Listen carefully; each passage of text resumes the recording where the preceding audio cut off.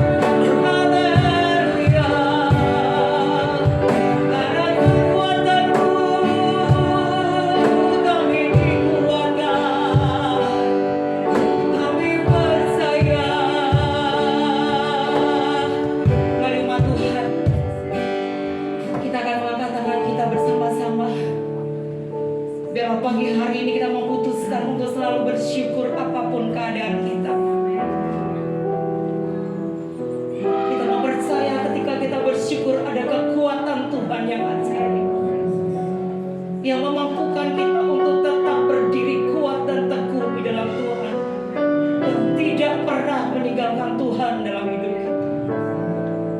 Jesus. Terima kasih Tuhan. Kami kuat karena Engkau.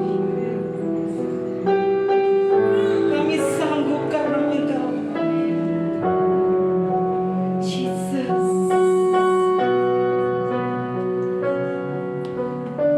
Mari bersama-sama umat Tuhan.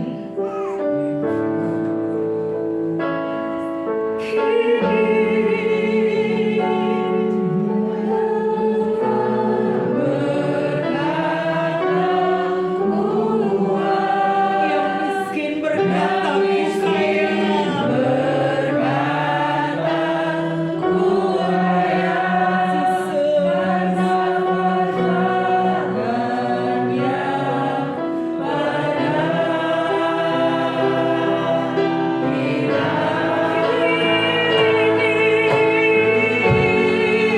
mari umat Tuhan, katakan dengan iman, percaya kepada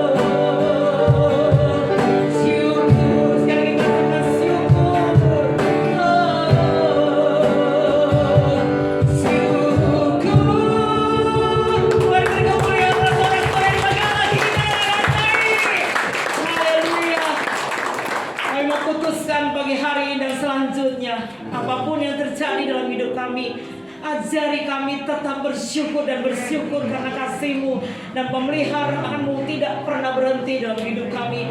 Engkau tetap Tuhan yang baik, bahkan Engkau Bapa pemberi yang terbaik dalam hidup kami. Terima kasih Tuhan. Kami mau bersorak-sorai bagi Engkau dan kami mau berglori bagi Engkau. Haleluya, amin. Seberapa banyak Bapak Ibu yang mau bersorak-sorai buat Allah kita, amin. Mari berikan kemuliaan buat Allah kita. Kami mau pergi berbangga Tuhan. Bersyukur. Haleluya. Mari bertepuk tangan bersama-sama dengan saya, Bapak Ibu Saudara.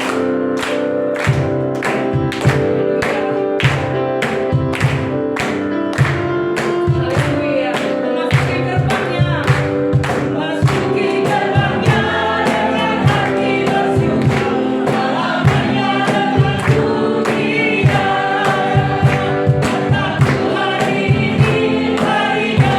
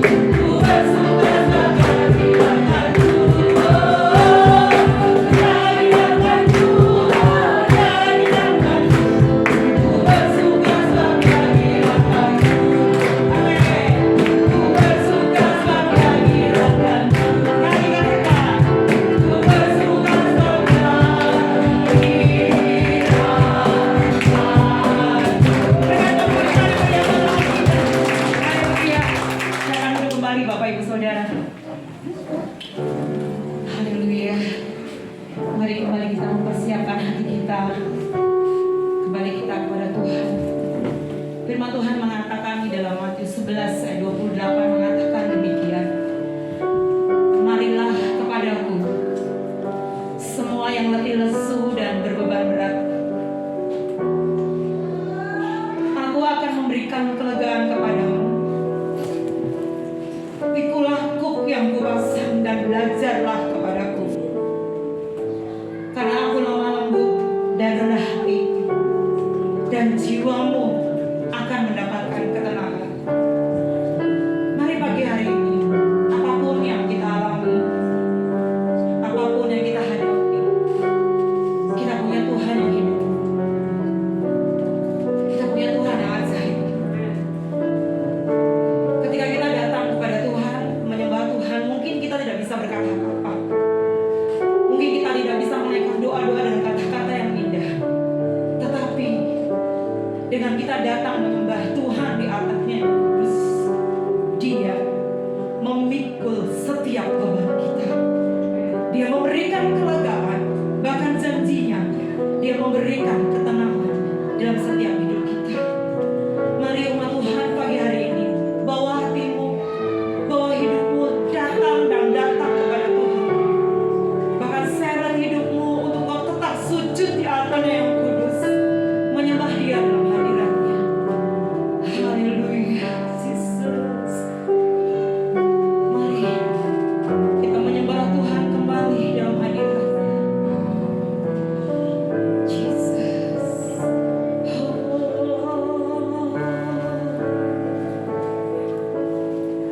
Bila hati terasa berat,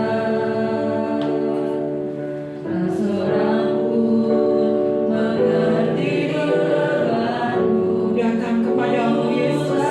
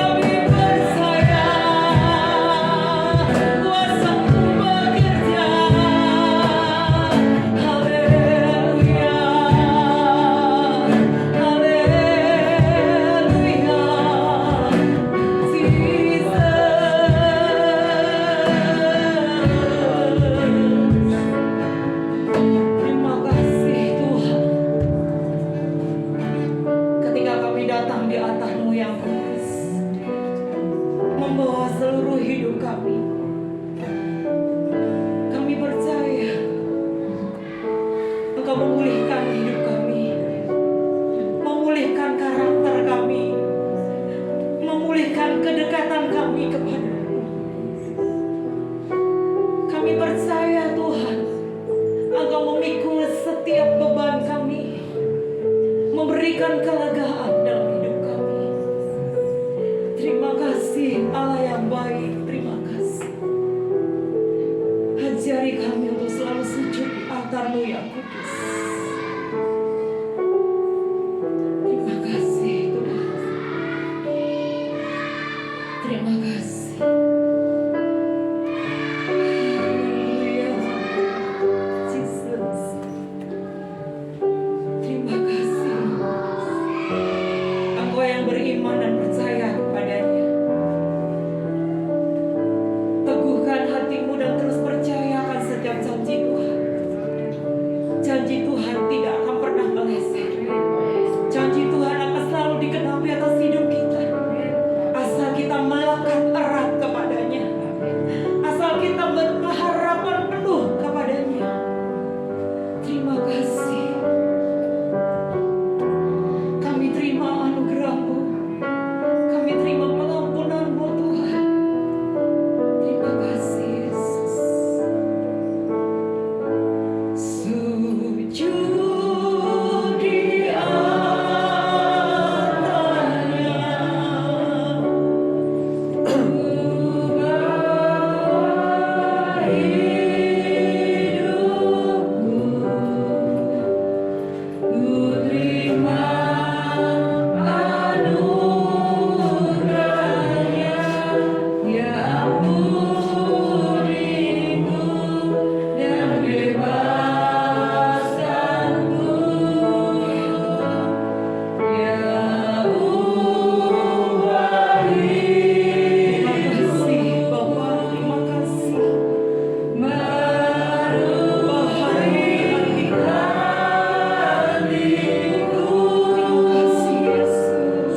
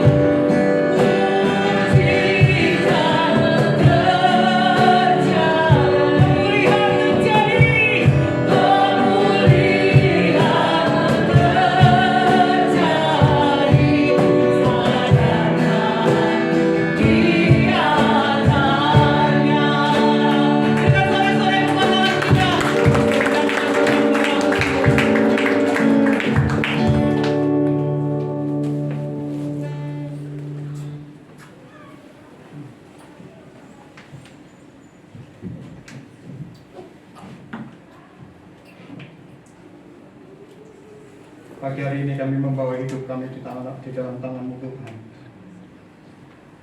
Inilah setiap pujian yang kami naikkan pagi hari ini. Ini adalah yang keluar dari hati kami Tuhan Yesus. Kami mengucap syukur kesempatan pagi hari ini kami boleh memuji dan menyembah Tuhan.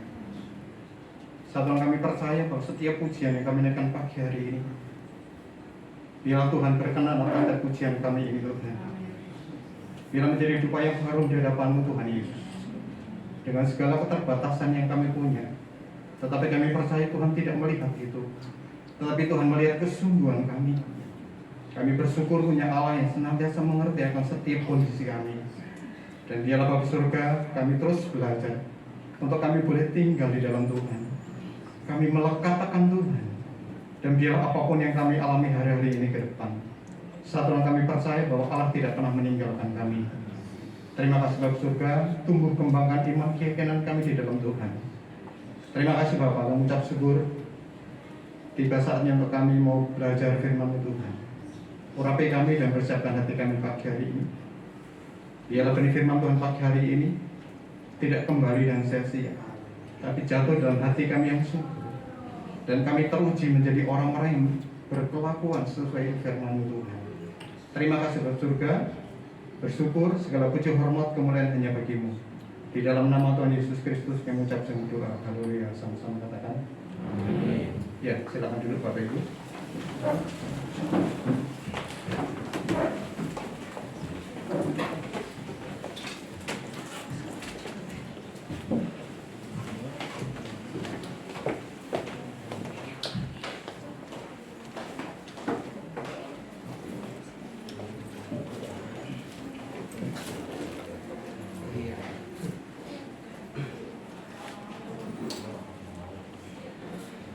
Ya, selamat pagi Bapak Ibu terkasih. Ya, kembali pagi hari ini untuk kita belajar sama-sama dengan Bapak Ibu untuk sharing firman Tuhan. Dan tema firman Tuhan pagi hari ini adalah tinggallah di dalam Tuhan. Saya yakin bahwa ketika Bapak Ibu dengar tema tentang pagi hari ini, tentunya Bapak Ibu sudah menangkap. Ini pasti diambil dari kitab ini, pasti ini diambil dari Injil ini. Karena tema pagi hari ini adalah firman Tuhan yang cukup familiar buat kita, tidak asing lagi. Bahkan setiap perumpamaan yang akan kami baca pada pagi hari ini adalah sesuatu yang mudah kita jumpai di tengah-tengah kehidupan kita. Jadi paling tidak ketika pagi hari ini kita belajar tentang tinggal di dalam Tuhan, kita bisa cek di dalam kehidupan kita. Apakah hari-hari yang sudah kita lalui sampai saat ini, apakah hidup kita tetap tinggal di dalam Tuhan?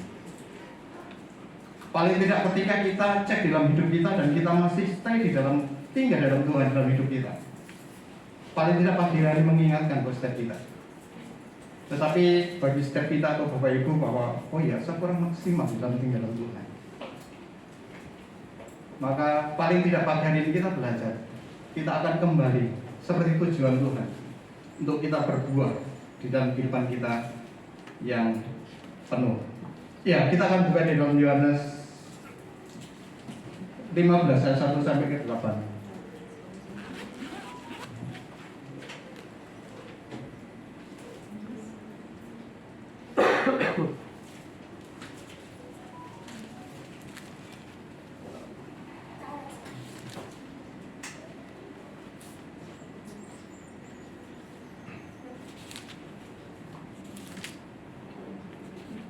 Yohanes 1 ayat 15 ayat 1 sampai 8. Perikopnya adalah pokok anggur yang benar.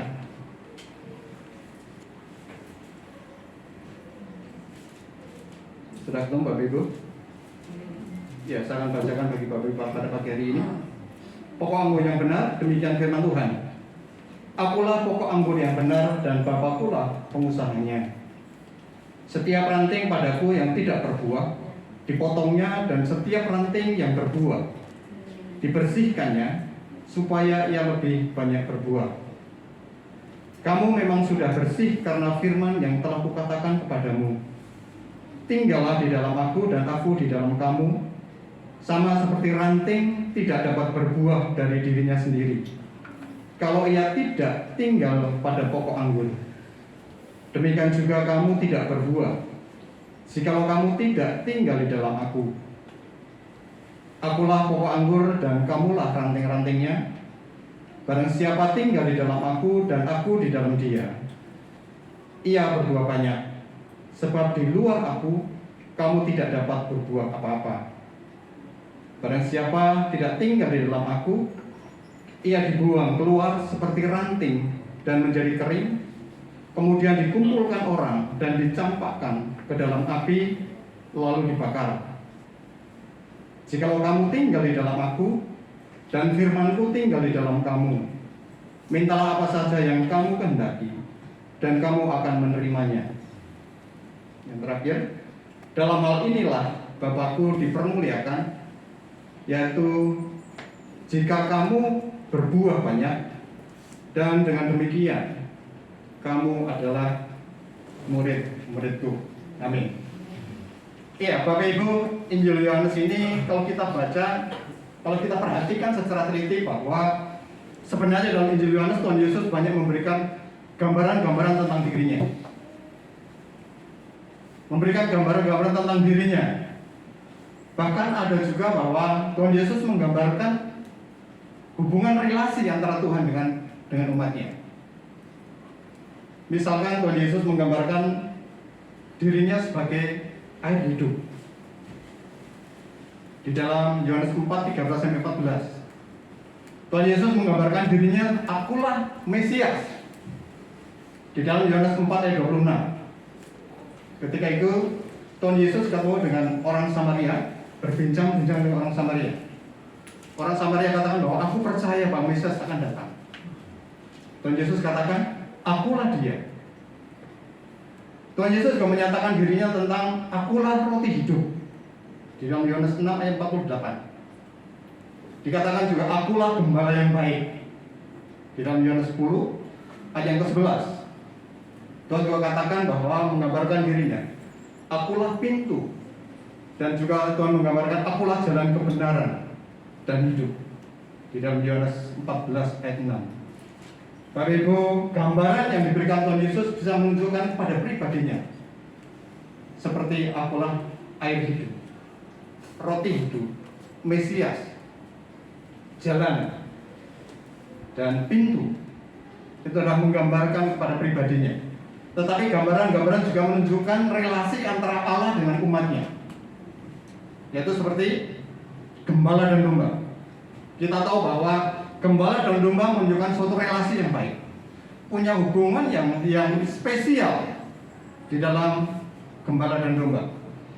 Bapak Ibu, sama satu lagi ketika yang kita baca di dalam Yohanes 15 1-8 adalah menunjukkan relasi antara pokok anggur dan rantingnya. Di ayat yang pertama dikatakan, akulah pokok anggur yang benar dan Bapa-Kulah pengusahanya. Bapak Ibu, ini tidak perlu kita pertanyakan dalam hidup kita. Nggak perlu kita ragukan ketika Tuhan Yesus bahwa akulah pokok anggur yang benar. Kalau ada pokok anggur yang benar, apakah ada pokok anggur yang salah, Bapak Ibu? Kalau di zaman Tuhan Yesus dulu ada dikatakan bahwa ada Mesias palsu. Ada orang yang mengaku-ngaku bahwa satu orang Mesias, gitu kan? Maka di dalam Yohanes 15 ini ditekankan bahwa Tuhan Yesus tekankan, akulah pokok anggur yang benar. Dalam ayat yang kelima dikatakan, akulah pokok anggur dan kamulah ranting-rantingnya. Di dalam Yohanes 15 ayat yang kelima. Ketika Bapak Ibu saya mendengar dan membaca di dalam firman Tuhan pagi hari ini dari Yohanes ini adalah, kamulah ranting-rantingnya. Ini adalah suatu firman yang berlaku. Tidak cukup ketika kita selesai ibadah pagi hari ini, ini kita lupa. Tetapi ketika kita membaca bahwa akulah ranting-rantingnya, itu adalah berlaku terus-menerus sepanjang hidup kita. Pertanyaannya adalah seperti ini, Pak Ibu. Dari mana kita tahu bahwa kita adalah ranting-rantingnya di dalam pokok anggur yang benar itu? Dari mana kita tahu? Bapak Ibu, dari mana kita tahu bahwa saya itu ranting-rantingnya di dalam pokok anggur itu loh? Kita akan baca di dalam Roma 11 ayat 17.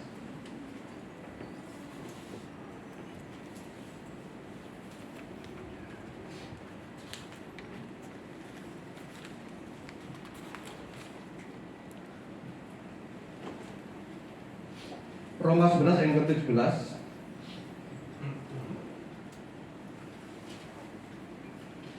Iya, Paulus menggambarkan bahwa sekalipun kita bukan orang Yahudi, bukan orang Israel, keturunan Israel, tetapi Paulus menggambarkan setiap kita adalah seperti orang asing, atau dikatakan bahwa kita harus seperti tunas liar yang dicangkokkan di dalam pokok anggur itu, Bapak Ibu. Kita lihat di dalam Roma 11 ayat 17 dikatakan, karena itu apabila beberapa cabang telah dipatahkan dan kamu sebagai tunas liar, Bapak Ibu dan saya itu tunas liar dikatakan, telah dicangkokkan diantaranya dan turut mendapat bagian dalam akar pohon zaitun yang penuh getah. Bapak Ibu, bedanya adalah ketika Tuhan Yesus memberikan perumpamaan dari pokok anggur, tapi Paulus menggambarkan perumpamaan dengan pohon zaitun yang penuh dengan getah, Bapak Ibu. Tetapi konsepnya adalah sama, bahwa kita adalah orang asing. Kita bukan keturunan orang Yahudi, kita bukan orang-orang yang tinggal di tanah Israel. Kita bukan bangsa yang pilihan Allah yang pertama. Tetapi kita dipilih Tuhan, dan sekarang menjadi bagian di dalam pokok anggur yang benar itu, Bapak Ibu. Kata Paulus, kita dicangkokkan, sekalipun kita orang liar, kita tunas liar, tapi kita dicangkokkan di dalam pohon anggur yang benar itu. Bapak Ibu, bangsa Israel pilihan Allah, dia adalah cabang asli di dalam pokok anggur Tuhan, tetapi mereka dipatahkan dikatakan firman Tuhan karena ketidakpercayaannya kepada Tuhan Yesus. Dan kita sebagai orang asing, kita sebagai tunas liar yang dicangkokkan di dalam pokok anggur yang benar karena kepercayaannya kita kepada Tuhan Yesus Kristus, karena iman kita kepada Kristus. Di Roma 11 ayat ke-20 dikatakan, baiklah mereka dipatahkan karena ketidakpercayaan mereka.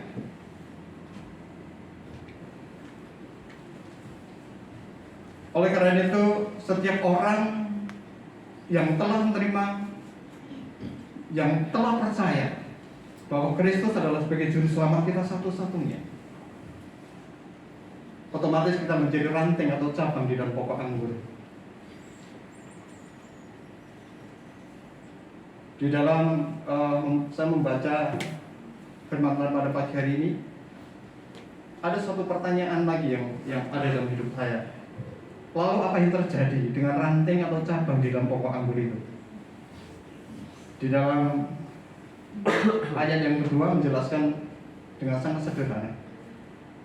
Dikatakan Yohanes 15 ayat 2, setiap ranting padaku yang tidak berbuah dipotongnya, dan setiap ranting yang berbuah dibersihkannya, supaya ia lebih banyak berbuah. Bapak Ibu, apakah ada atau apakah bisa ranting di dalam pokok anggur yang benar itu tidak berbuah, Bapak Ibu? Ada nggak? Ada nggak ranting atau cabang yang ada di dalam pokok anggur yang benar itu dia tidak berbuah? Sekalipun dia ada di dalam pokok anggur yang benar itu, sekalipun cabang atau ranting itu menempel atau melekat, bisa nggak dia tidak berbuah? Bisa, Bapak. Cabang dan ranting itu seperti apa? Pohon yang palsu ini, tanamannya cuma sekedar menempel, tapi dia tidak akan berbuah. Dia tidak cuma secara visual menempel, tetapi sebenarnya tidak pernah menjadi bagian yang utuh di dalam pokok anggur. Menempel dan melekat itu tidak bisa disamakan dengan kata tinggal. Karena kalau kata tinggal itu menjadi bagian secara penuh, tinggal itu menjadi bagian secara utuh di dalam pokok anggur yang benar itu, Bapak Ibu. Kadang ketika saya baca ini, saya mulai lihat bagaimana kehidupan kekristenan saya maupun keluarga.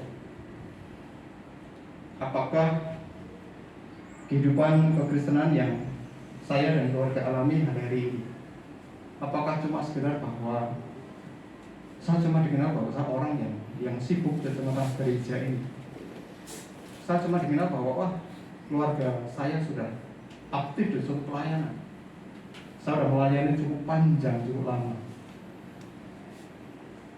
Tetapi apakah saya dan keluarga saya merasa saringan bahwa teruji nggak bahwa kami hidup benar? Kita nggak cukup dikenal orang untuk kita menjadi orang Kristen dari generasi sampai generasi.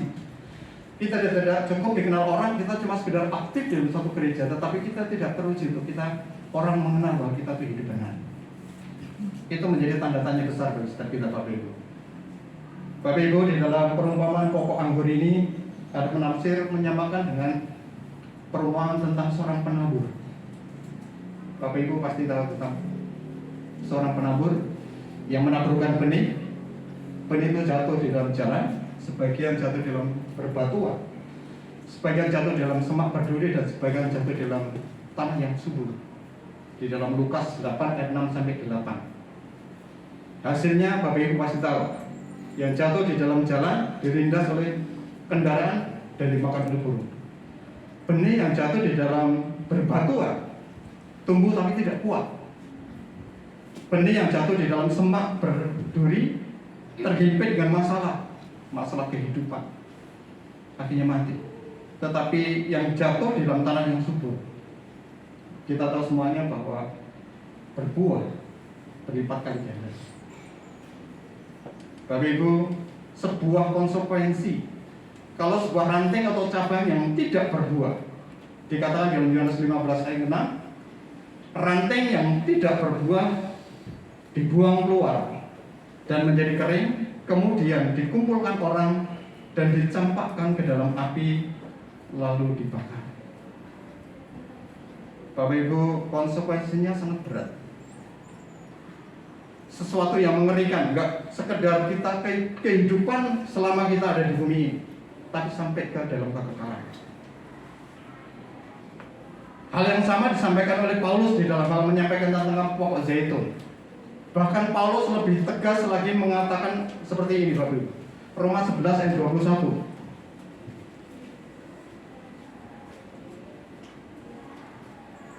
Roma 11 ayat 21. Ini dibaca ini. Roma 11 ayat 21. Sebab kalau Allah tidak menyayangkan cabang-cabang asli, Ia juga tidak akan menyayangkan kamu. Amin. Ini lebih apa? Kalau bahasa sehari-hari ini lebih keras, lebih kasar gitu ya. Paulus katakan sebab kalau Allah tidak menyayangkan cabang-cabang asli siapa, Bro? Bangsa keturunan Israel yang pertama kali, bangsa pilihan Allah.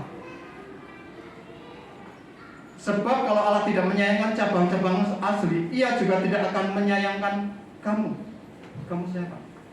Tadi yang dikatakan Paulus, cabang liar, orang asing maupun cabang liar tadi, itu semuanya. Kalau Tuhan sendiri tidak menyayangkan generasi pilihan Allah pertama kali, apalagi kita. Kalau kita tidak berbuah dalam hidup kita. Tunas liar cabang asing yang dicangkokkan pada pokok anggur itu, kalau sampai hidup kita tidak pernah berbuah, kita tahu kondisi apa yang akan kita alami di hari-hari ke depan. Bapak Ibu, ketika saya coba memperhatikan ini, ada suatu pertanyaan di dalam pikiran saya. Kalau cabang ranting tidak berbuah, berarti salah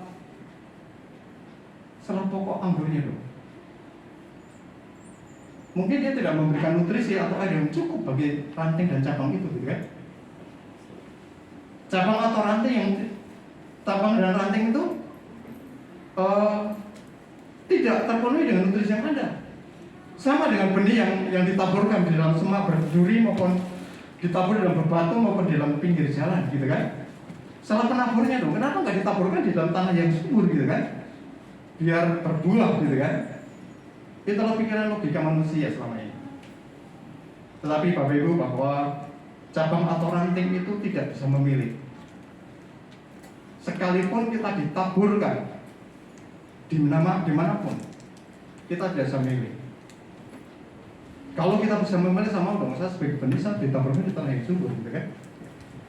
Kita tidak bisa menyalahkan salah petaninya dong. Segala sesuatu. Kenapa kurang nutrisi yang ada dalam asupannya, gitu ya.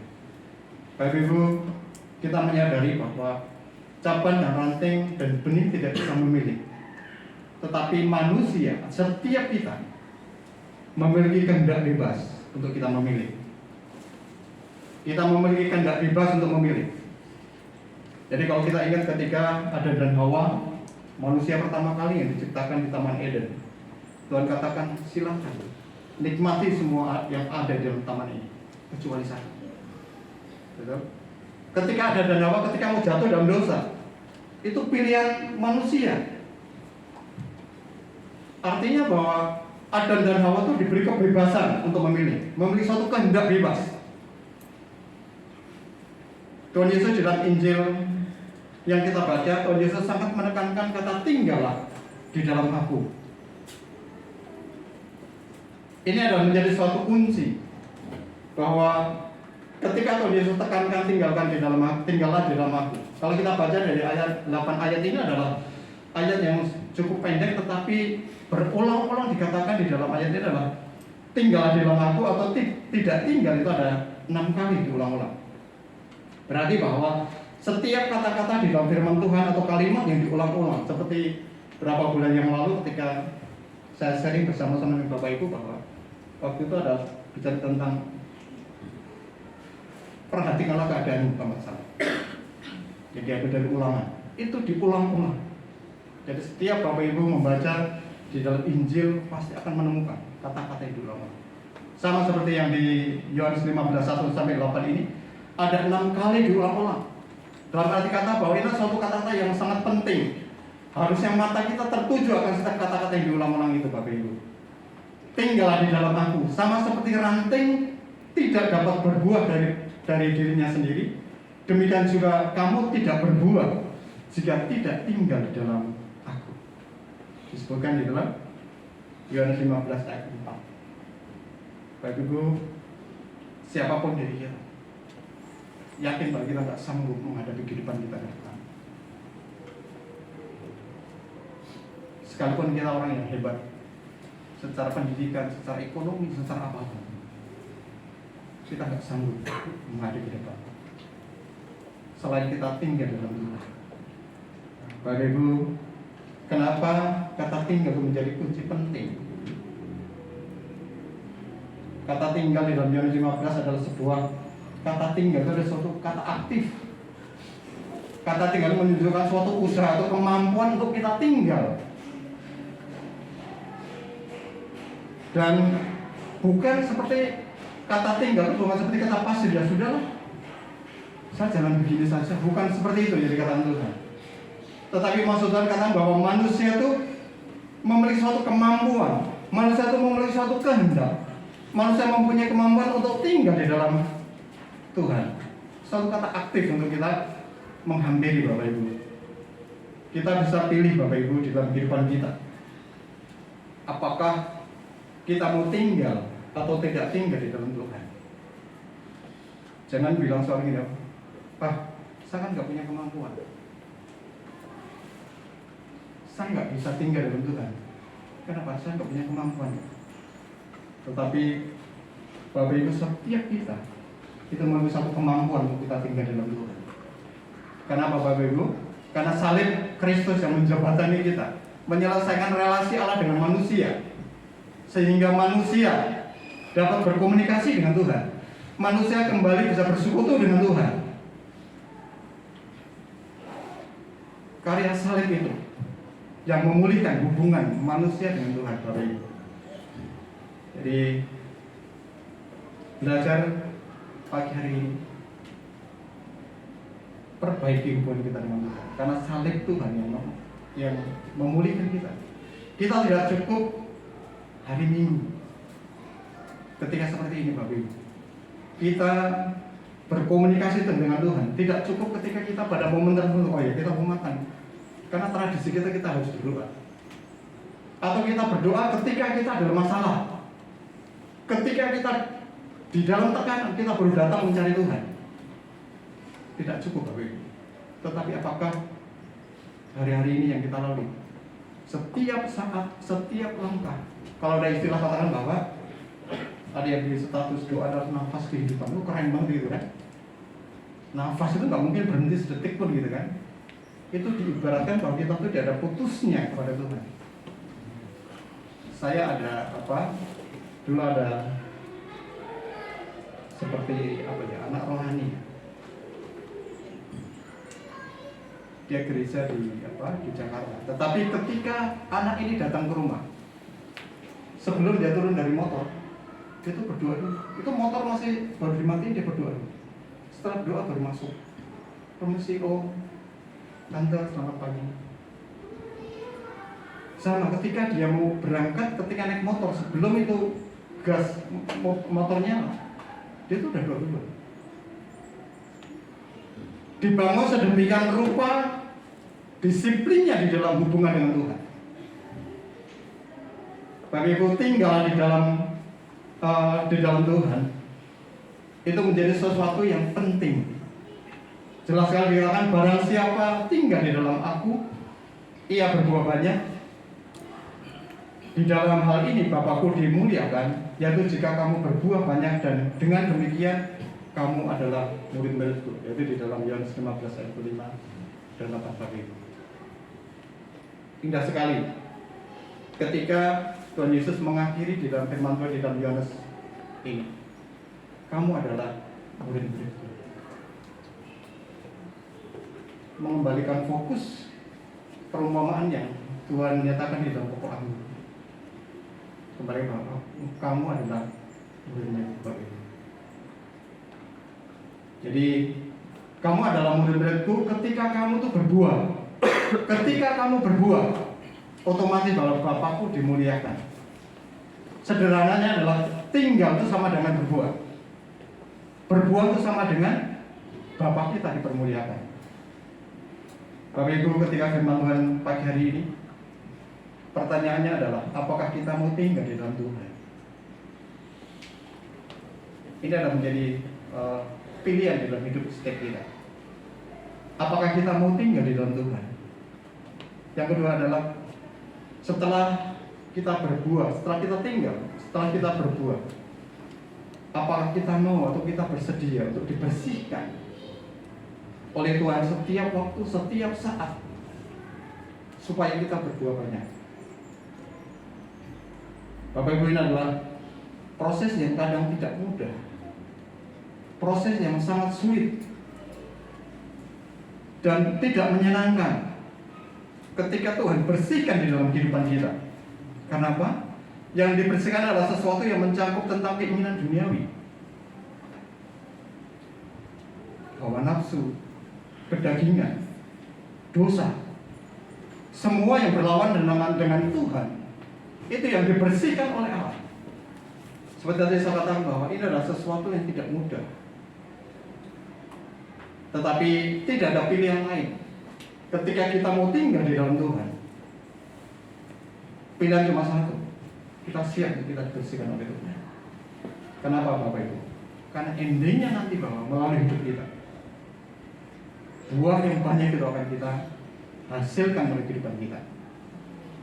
Bapak Ibu, hari-hari ini kita perlu bukti nyata bahwa Tuhan itu ada. Hari-hari ini kita perlu bukti bahwa Tuhan itu hidup di dalam kehidupan kita. Kita menjadi orang-orang Kristen, kita menjadi orang-orang percaya, seharusnya kita menghasilkan buah itu. Seperti apa yang Tuhan inginkan di dalam Yohanes 15 ini. Yang kedua adalah kita menjadi orang-orang Kristen mesti menjadi kesaksian yang baik dimanapun kita ada, dalam situasi dan kondisi apapun. Kita menjadi orang-orang percaya, kita mulai belajar untuk kita harusnya stop untuk kita mengasihi diri sendiri, stop untuk kita bersungut-sungut, untuk kita selalu mengeluh, stop untuk kita memiliki suatu kekhawatiran dalam hidup kita. Tidak mudah, betul Bapak Ibu. Berapa hari yang lalu, tanggal 24 malam, saya dengan anak saya Lisa maupun Yosi saya ngobrol tentang ini nggak ada istri loh kemarin. Lewat WA saya ngomong, besok mau ulang tahun, kita mau kasih surprise apa. Jadi saya kesaksian ini, harapan saya Bapak Ibu juga ngasih kado gitu ya. Bukan, enggak. Tetapi ada sesuatu yang selama ini kita tuh nggak pernah tahu. Ketika saya baru mempersiapkan doa dengan anak-anak maupun istri bahwa besok kita akan bikin apa ya, karena mau ulang tahun. Tetapi tiba-tiba ada WA yang muncul di grup di mana saya selama ini 22 tahun pelayanan di Cahaya Bagi Negeri. Ada salah satu orang yang selama ini adalah selama 21 tahun itu selalu intimidasi. Dan itu udah cukup lama nggak intimidasi karena mungkin karena komunitasnya udah sedikit. Selama ini komunitasnya dari orang timur banyak. Jadi tim kami itu orang timur, ada orang Ambon, orang Papua, dari Medan juga ada. Jadi itu ketika satu disakiti atau satu disiplinkan, itu semua teriak gitu kan. Nah dia itu tinggal satu orang diri, tinggal satu. Ada berapa tetapi yang lainnya itu sudah di dalam Tuhan. Satu orang ini yang selama 22 tahun itu intimidasi dalam kehidupan saya. Dan ini kemarin waktu malam tanggal 25, saya nggak sangka bahwa itu WA di dalam grup. Intinya ada begini.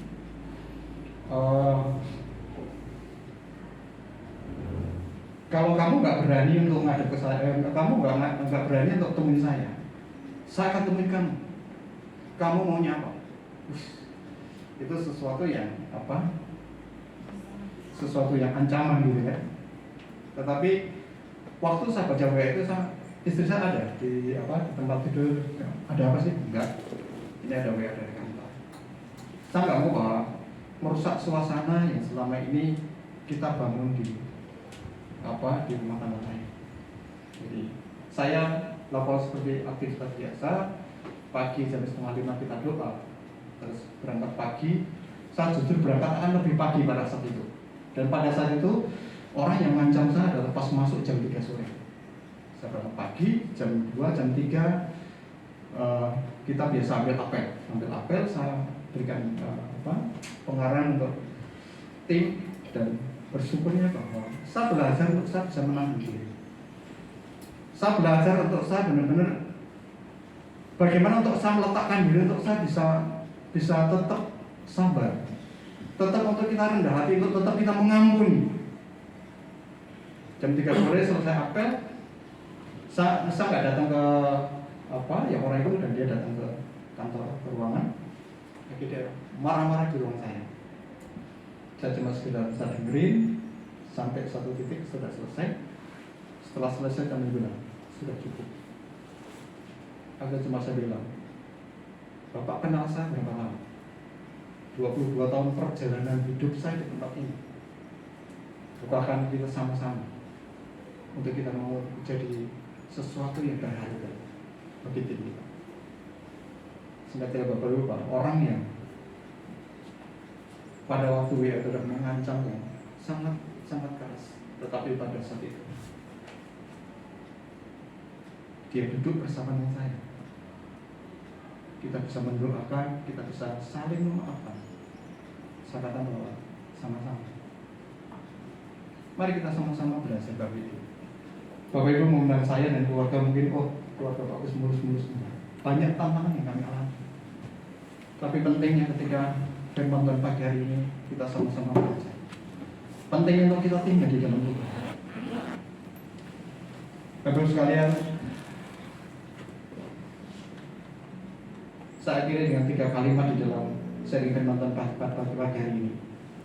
Yang pertama adalah, apakah Tuhan kita itu sudah mati? Tentunya belum, kan? Tuhan kita tidak akan pernah mati. Tetapi kita pasti mati kalau kita tidak tinggal di dalam pokok anggur yang benar. Tuhan tidak akan mati tanpa kita, tapi kita akan mati tanpa Tuhan. Itu yang harus kita renungkan, Bapak Ibu. Yang kedua adalah di dunia ini tidak ada Allah yang mati demi manusia yang berdosa kecuali Tuhan kita. Yang terakhir adalah kita dipanggil bukan untuk mati buat Tuhan, tetapi kita dipanggil menjadi orang percaya untuk kita berbuat bagi Allah kita. Amin. Ya, firman Tuhan yang singkat pagi hari ini, mari kita sama-sama mengajak Bapak Ibu. Saya juga belajar dari keluarga, tetapi kalau saya dan keluarga saya bisa sampai detik ini, karena kami belajar untuk prioritasin kita dengan Tuhan. Prioritas yang pertama itu adalah Tuhan. Dengan segala kesibukan kita, dengan segala rencana-rencana kita, tetapi mari kita belajar bahwa Tuhan yang nomor satu dalam hidup kita. Amin. Ya, kita akan akhiri firman Tuhan hari ini. Kita akan untuk pemain musik. Tuhan memberkati engkau dan melindungi engkau. Tuhan menyinari engkau dengan wajahnya dan memberikan engkau kasih karunia, penyertaan dan pengurapan Roh Kudus tercurah melimpah atas hidup kita. Terimalah berkat jasmani, terlebih berkat rohani. Jadilah berkat di manapun engkau berada. Dalam nama Tuhan Yesus kami mohonkan doa berkat ini. Haleluya. Amin. Kiranya